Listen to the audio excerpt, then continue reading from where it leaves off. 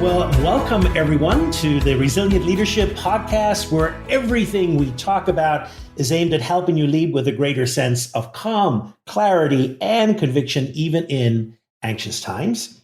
My name is Irvine, and today, as always, I'm joined by my co-host and collaborator, Bridgette Tyre. Bridgette, how you doing today? Irvine, I am doing great. Let's see. Why am I doing great? Well, it's been a picture perfect spring day, so that always helps. And also, I had a really special treat. I spent all day Sunday and Sunday night with my 5-year-old grandson. We had a sleepover at BB's house. That's what he calls me, BB. And it was delightful. Oh, Full of just lovely moments of connection. So it was great. Well, it doesn't get better than that. It does not get better than that. Every once in a while, he would call out, like if he'd be in the other room or something, he'd say, "Hey, BB." And I say, "Hey, what?" And he goes, "I love you." So anyways, that was just a lovely experience. So thanks for asking. And how about you? Tell me how you're doing, because I didn't even ask you that before we hit the record button. How are you? I am doing well. I think in previous episodes, I told people I'd broken my wrist, which I have, but I am in the midst of PT at the moment and making progress. And so it is slow. However, there were things like holding I start the day off with a very large mug of tea, and that was very painful to hold. And I just was holding it yesterday and I realized, I don't have any pain. So that is progress when you can hold a cup of tea without pain. So That's awesome. I'm counting that. That will get me started well every day. Yay! I'm happy to hear that. Well, so why don't you get us started by telling our listeners a little bit more about this interesting topic, which you've titled, "Don't Count the Minutes." Yeah, so today's episode is just that. Don't count the minutes. We're going to invite you perhaps to change your focus on the way you think about how you shove enough stuff into your life every day.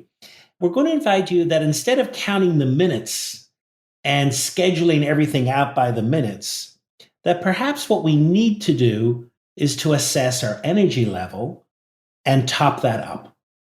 Now, I realize that there's not a day goes by, at least for me, I'm not sure about you, Bridgette, but a client is talking about just the incessant pressure they feel to squeeze more into their day. And, I remember in the good old days of the beginning of the pandemic when people were invited to work from home, or at least most people were, there was this sense of, yes, freedom. I'll be able to organize my day a little bit better.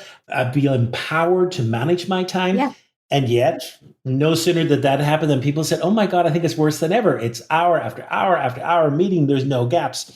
And there's a recent survey I came upon which say that 68% of leaders and managers report feeling overwhelmed at work on a weekly basis, the sense of overwhelm. Now, time management industry is a huge industry. And there are many courses, and we're not trying to knock those courses. I think there are many wonderful techniques that people can use to remain focused and to get some time out of the day. I can remember my first Franklin Covey journal, back in the good old days when I was trying to arrange my time and get it right down to the perfection where I could, squeeze a little more out of the week or the day, etc. But the reality is today's episode is maybe let's just stop counting the time and let's look at that. So Bridgette, how about you? Do you have memories of different time management seminars and time management techniques? Well, it's so funny you mentioned Franklin Covey, because the other day my husband was cleaning out a closet that had, oh my gosh, so many file cabinets in it of stuff going back decades. And one of the things he found was an old Franklin Covey journal of mine, a time management journal. Oh, what a blast from the past that was, right? Yes. And I must say that, as I held it in my hand, there was something lovely about holding something in my hand, which we don't do so much anymore. But sure, I mean, I've been on that same journey a lot of my professional life, trying to figure out how to squeeze more in. Because we all know we can't get more time. So it's just a matter of, can I just find the magical way to squeeze somehow more into this 24-hour period? that I have. And it's a daunting task for sure. And I think, Absolutely. to your point about COVID, it's like at first, yes, it created space. And then what did we do? We filled that space with back to back Zoom Mhm. calls, literally Yep. back to back, which is so energy depleting. Yes. So I think this topic is really timely. How do we shift our mind away from how do I squeeze more in to how do I manage my energy better? Is Mm. certainly relevant. So let's start where we often do, and dig in a little bit to the neuroscience behind this. Irvin, what would you like to share on that?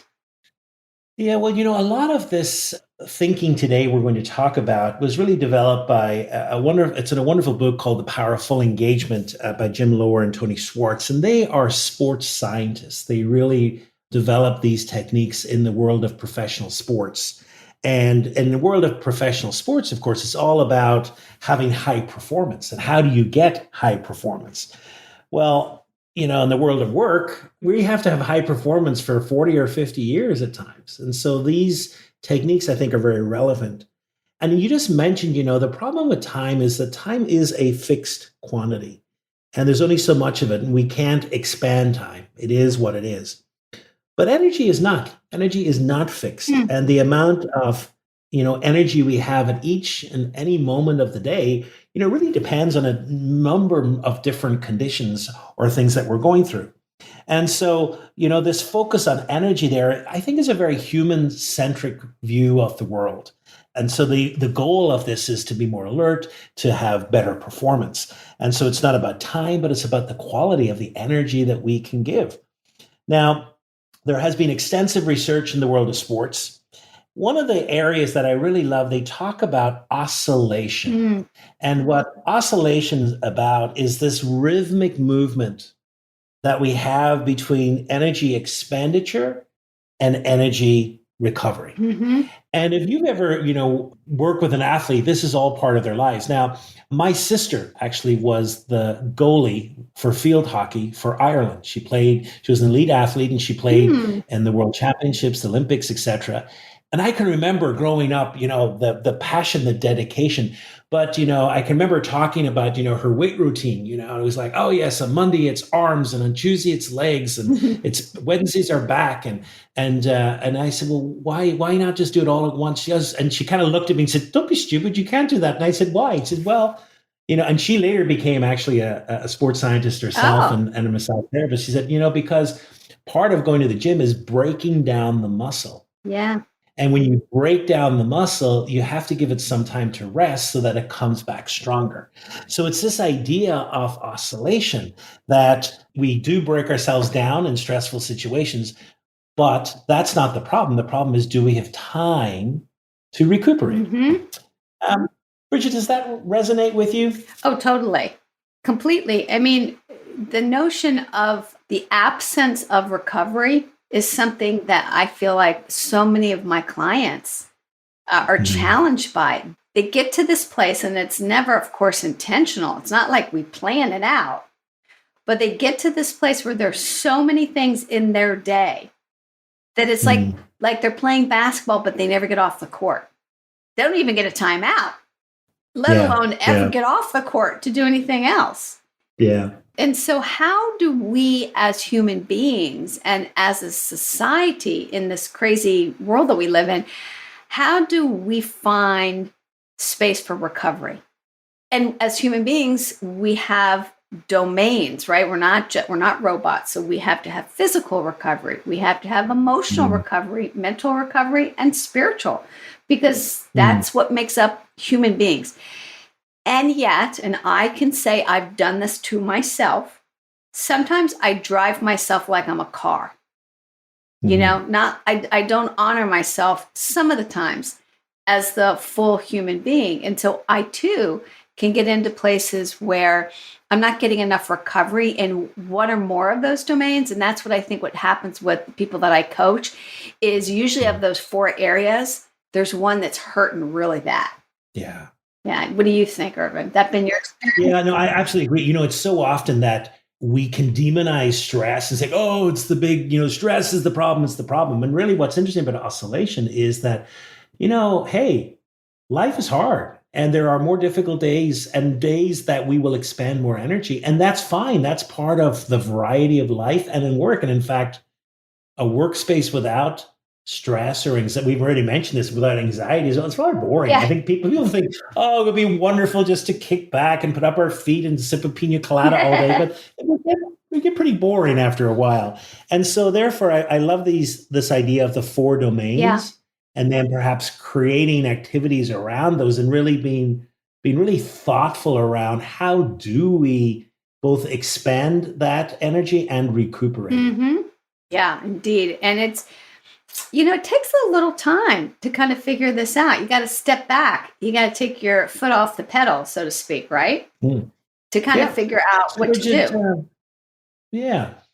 So let's jump into them. Let's jump into our physical capacity. What might we say about that? Well, we want to get down to brass tacks. We have to talk about food and exercise because if we Mm. don't eat, we don't stay alive. And Yeah. how many people, and I'm inviting listeners to think about if you could raise your hand right now as you're listening, how many of you routinely skip lunch or eat lunch, while you're Mm. just working? Like there's no pausing for eating. Mm. You grab what Yeah. you can on the run, so to speak. I bet we'd see a lot of raised hands if we could see them. Yeah. And we have to nourish our bodies and we have to know what works for us. And that Mm. oscillation thing that you mentioned, eating enough so that we're not continually hungry, but not so much that we're so full that we get lethargic. So there's that whole Mm. balance thing there. And also just mindfully eating. Like, do we ever even taste the food that we're eating? Because Yeah. that's part of nourishment. And then exercise, critical, obviously, for managing stress. What works for one doesn't necessarily work for the other. But one of the things an observation I started making, oh gosh, after about a decade of coaching, senior level people, CEOs, business owners, and you know what I noticed? The successful clients that I coached, all of them without exception had figured out a way to put exercise in their week. It didn't Mm. matter what else they were balancing. They could have had 10 children and, a job that was crazy and, volunteering at their church. But you know what they did? They ran it off at the gym. And if Yeah. we want to be effective leaders, there's no other way around it. We have to have some kind of exercise that helps manage our energy and our stress. Right. So those are Yeah. two things that came to my mind right away. But those aren't the only aspects of the physical energy domain. What else comes to your mind, Irvin? Two that come to mind as well. Well, one is our old friend, and we've said it many times before in many episodes. That's the breath. Mm. But I do quite a bit of work with people around presentation skills, speaking. Hmm. And one of the things that happens there, when people, so for some people, of course, that's a very anxious activity. And what you notice specifically there is where the breath is coming from. And it's a very shallow breath, you know? Yeah. And I feel at times that there are people who that's their daily routine, the anxiety, the stress of life, their breathing is shallow and they're not gaining any of the benefits that we know come from a deep diaphragmatic Yeah. breathing. So that ability to breathe and just its ability to calm us, its ability to help us recuperate, just the wonders of breath is important. Hmm. And then the final thing is sleep. Yeah, I mean, we live in a country, and there are many countries where we are chronic undersleepers. Yeah. And I think the last survey I pulled around was like 1 in 3 adults do not get the regular amount of uninterrupted sleep. Hmm. And to think that we can go through life and that not impacting us, Yeah. it's fallacy because it impacts all the others. If we don't have enough sleep, it impacts our mental capacity, our emotional capacity, all the different capacities depend on that as well. So, forming good sleep habits are tremendously important. Hmm. Yeah, and I don't want our listeners to as they're tuning in to start feeling like I don't know what, like faulty or guilty or oh, I don't get enough sleep or I never get to the Mhm. gym or whatever the case. but rather to just use this as an opportunity to do a little self-audit. At the end of the day, we can't lead from a depleted place. We really can't. Yeah. Because the body never lies. And so perhaps for some of our listeners, it's the physical energy that is what is craving or calling for their attention, right? Maybe it is in the sleep area. Maybe it is how they nourish themselves. Maybe it's about the breath. You mentioned breathing. And, there are some incredibly simple practices that we can do that can make a huge difference. I'm thinking of, one of the practices that we have mentioned a lot on this podcast is 6-second centering. It takes 6 seconds. Yeah. You've mentioned box breathing. Yeah. Which I find really helpful.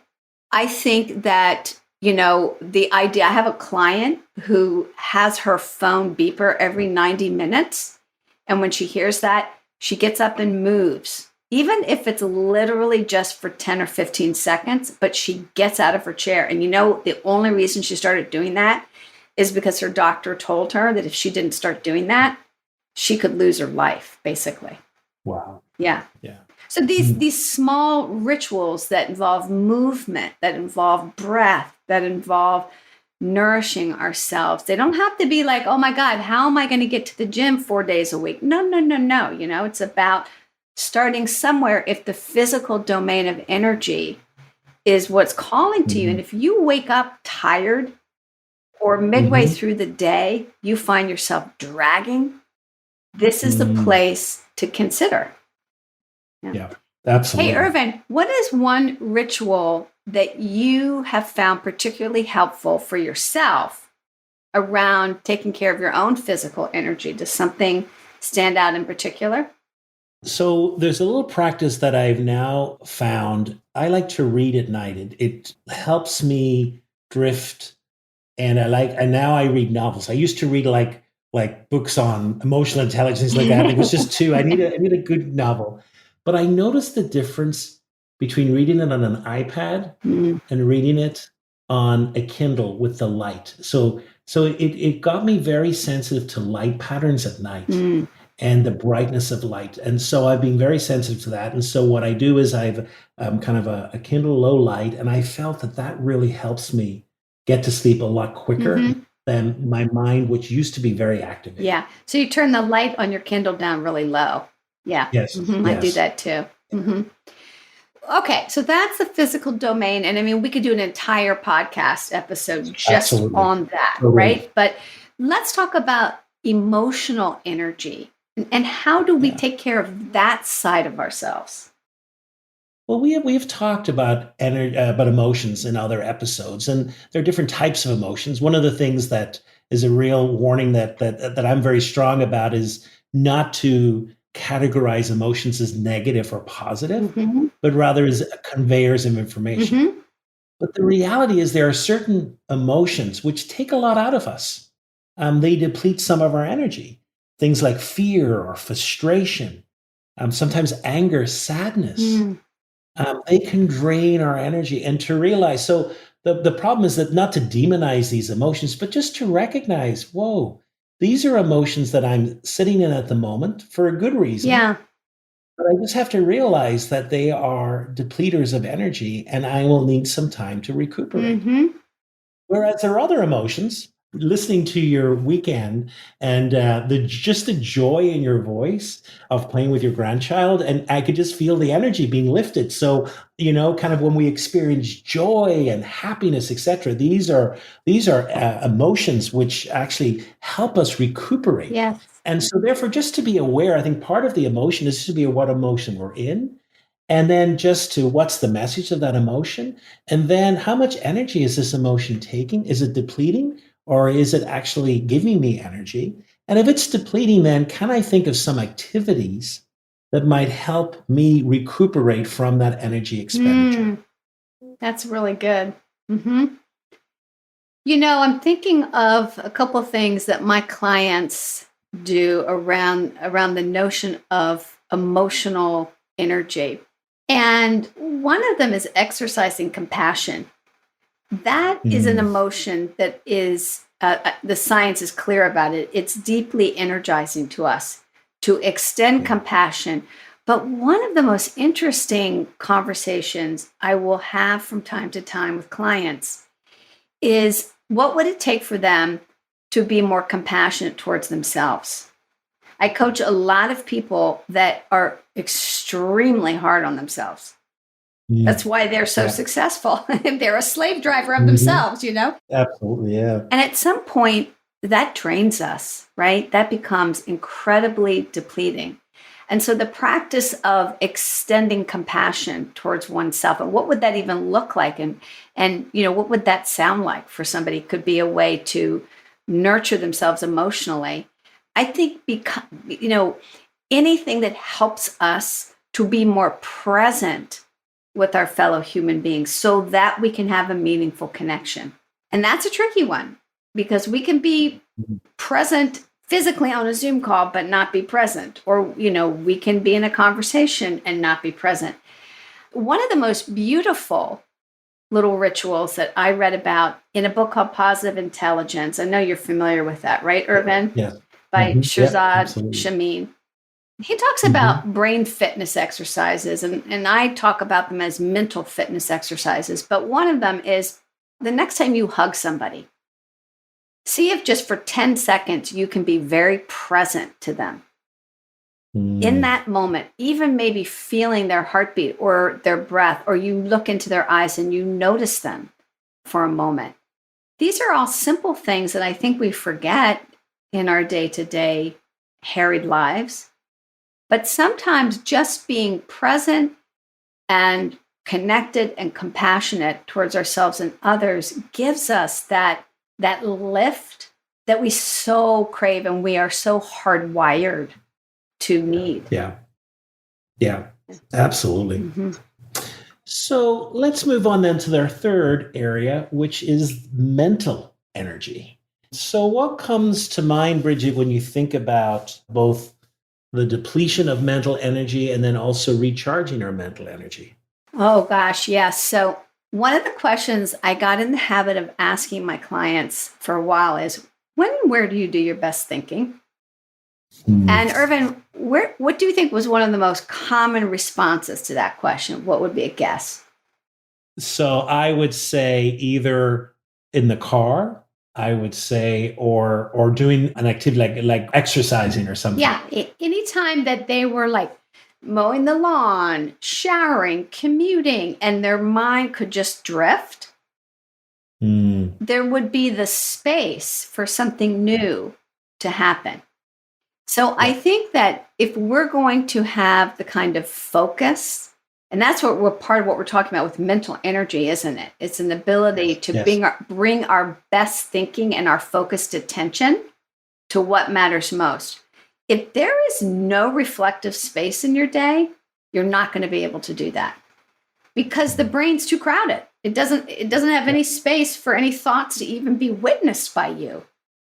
So I think, to our listeners, I would say, when and where do you do your best thinking? And how could you create more of those moments in your day, in your week?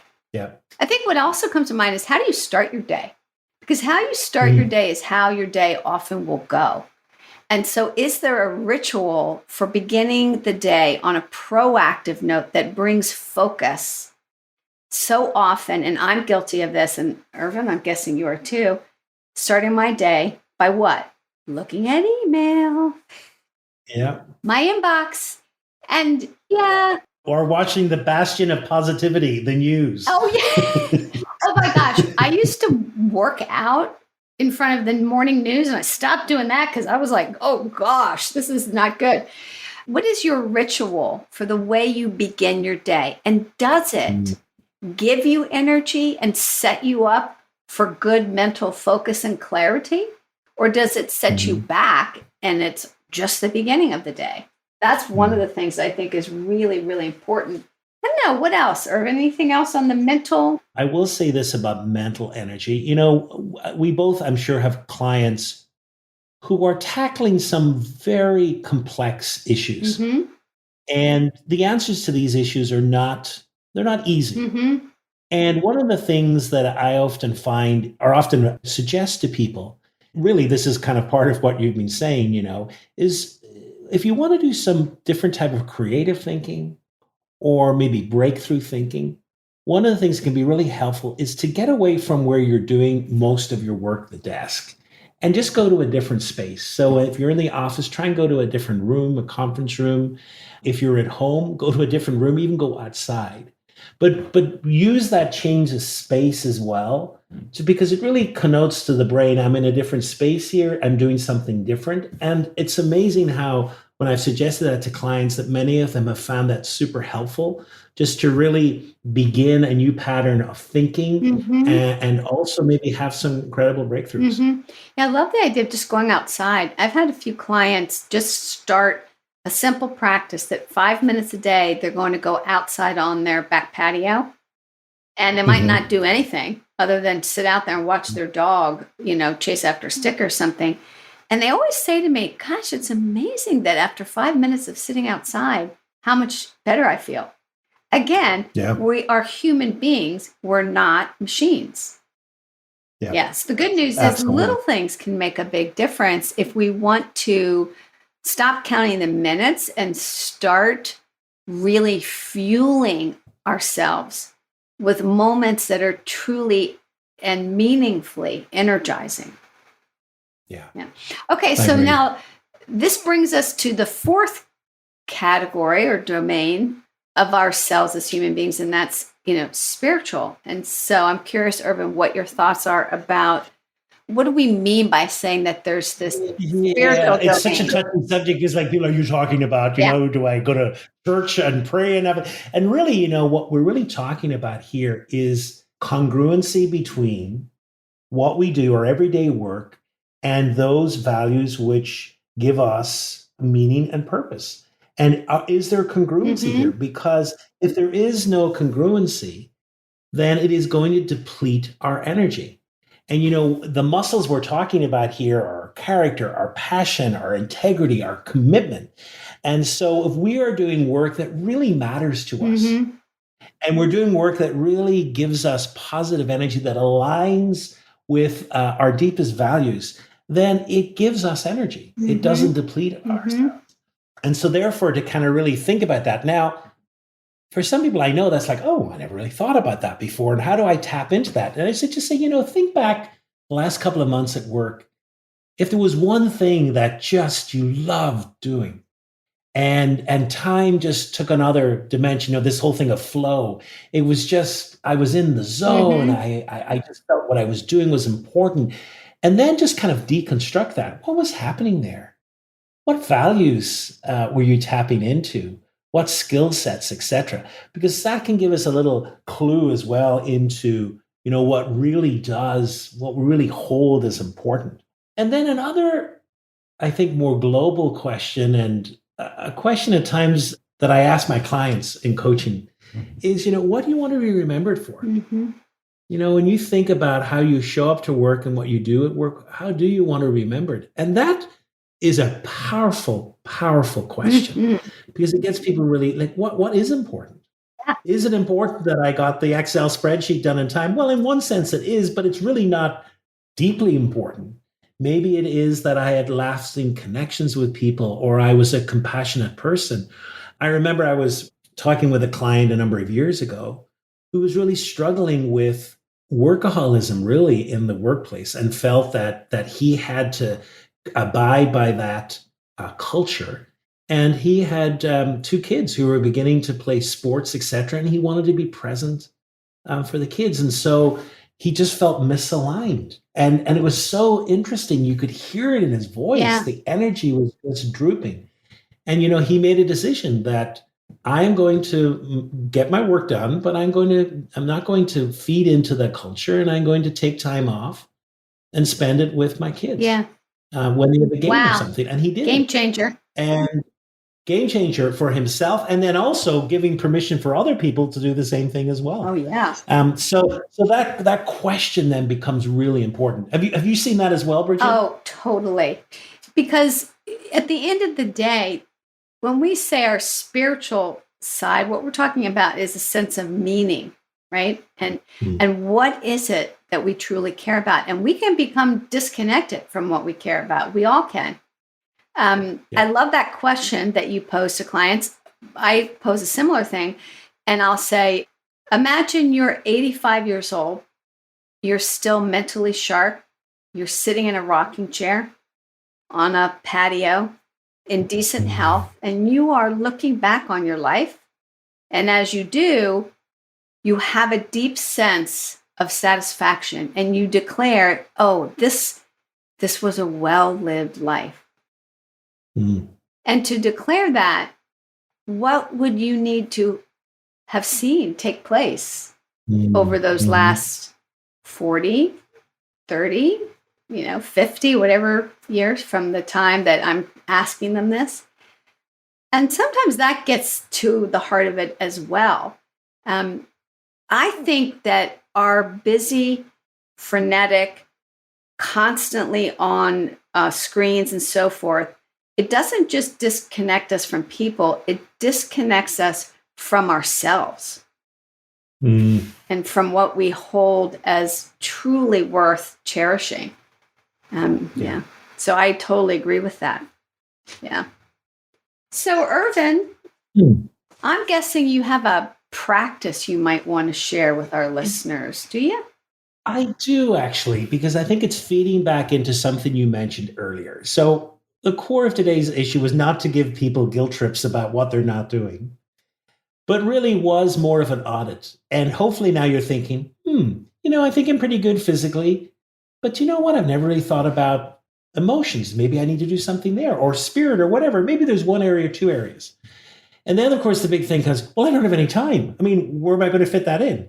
So I want to challenge you all. Everyone has at least 1 minute during the day to do something. And so what I want you to consider is some what I call 1 minute energy refreshers. So I want you to think about these four domains. And if you had 1 minute, what is something you could do that would help you recharge your energy? Mm. So, say, for example, in the physical domain, maybe it's if I had 1 minute, what I would do is I would stretch. I would get up and I would Mm. stretch. I would have a little routine for a minute and I would stretch and look for any tension in my body. That's a perfect one. Breathing, etc. Lots of different things. How about mental? I have a friend who works in the ICU in England, and his favorite place is to go up a mountain and walk. Well, he can't do that in work. So what he does, he's got a candle, and it's a fir scented candle, and he Mm. smells the trees, Mm. and he thinks about walking and being. And he said it's such a mental break. I just detach from what's happening around me, and I'm able to re-engage after a minute. Are emotional. Part of the emotions is just to really recognize. So maybe one thing there would be just to allow ourselves maybe a positive emotion. So I have a friend who has a playlist of different comedy acts or YouTube, little funny videos, and he'll watch a funny video and laugh. Mm-hmm. And it brings him some positive, reinforcement. And then finally, spiritual. One of the great things that we know is gratitude. So maybe just take a minute and just write down what's one thing you are thankful for today. And you can do that in a minute. Mm-hmm. So hopefully what I'd like to suggest is that everyone will have kind of a list of Yeah. things. It's your own smorgasbord. Yeah. And when you find you've a minute, okay, I've got a minute. I can actually do something to recuperate. I love that because a minute is doable, right? And Yeah. I can see this now, and I'm going to actually do it. I'm going to get a piece of paper and I'm going to put it in, 4 quadrants, and I'm going to label them: physical, mental, emotional, spiritual. And I'm going to say, what are some 1 minute things I can do in each of these things that I know work for me? And then I'm just going to have that, handy, right? Throughout the day, I can Yep. glance down at it.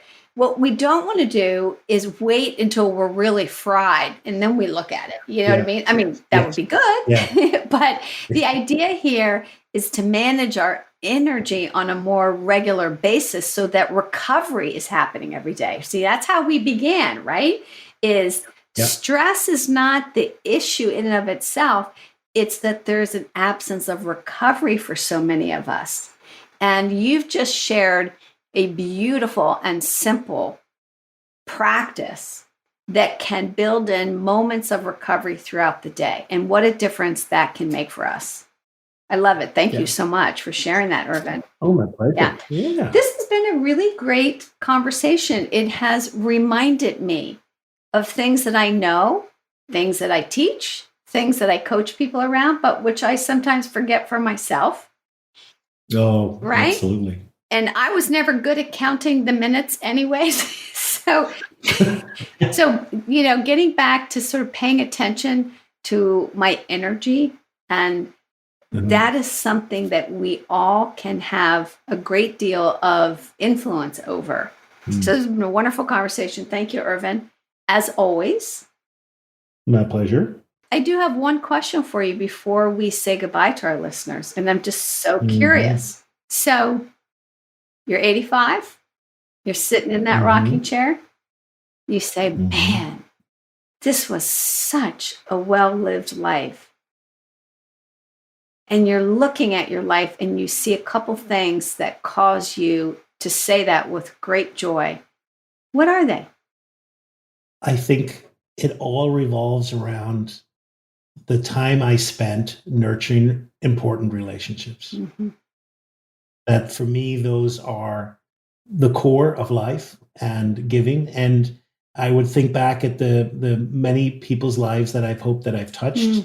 I've gave a little bit of an idea that's helped them make it through the week or through the day. And I would also cherish the moments that people reached out to me in compassion. And for me, that's the core of life. That's lovely. Thank you for sharing that. We're going to have a topic next time that is, I think, kind of interesting. And it has to do with influence versus authority. So that's what's on tap for next time. Like, where does your real power reside as a leader? Is it in your authority? Is it in your capacity to influence? Is it both? I'm looking forward to that. And Irvine, as always, thank you for the stimulating conversation and the chance for me to, as I said, reflect and do that practice, which I'm all over. I'm doing it this afternoon. Well, wonderful. Likewise, Bridgette, thank you for a wonderful conversation. I hope our listeners as well. Please come up with your own list as well. Remember, everyone has at least 1 minute in the day that they can recuperate and use some of these little exercises and rituals. So wishing you all a wonderful week, and we look forward when you join us for our next episode. Bye, everyone. Thank you. Bye.